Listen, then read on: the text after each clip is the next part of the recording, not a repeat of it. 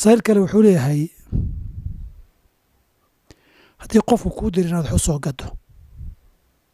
kadibna beecii suuqa wax kor saaratid isagoon ogeyn xalaal miyaa lacagtaas aan kor saartay su-aasha jawaabta haa asalku xaaraan wey haddaan jirin curfi suuqa ah oo qofka la dirsado commission inuu saarta ah oo laisla ogol yahay haduuna jirin hadduu jirana wuxuu u baahanayaa qadar laisla og yahay inuu yahay saan khidmadda qofka ujrada ku shaqaynaya jahaalo u gelin laakiin asalku qofku dirsado waxii soo gadku yidhi ood ka qarinayso wax adigu aad saaratay wax khiyaano weye wakaaladana imaa ujro inaad ku qaadato ujrada aad ka heshiisaan shaqada u qabanayso wa imaa inaad ka qaadata aadan rabin oo ilaahay ajir kaga doonaysa iyo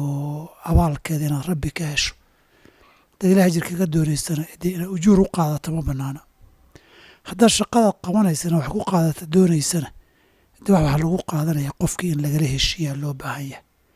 saa darteed sidan meel dhexaadka ee madmadowga ah isagana la moodsiinaya waxba inaan laga qaadanin waxoogayna ujuuro ana qac laga siiyo beeca loo dhexgeliyey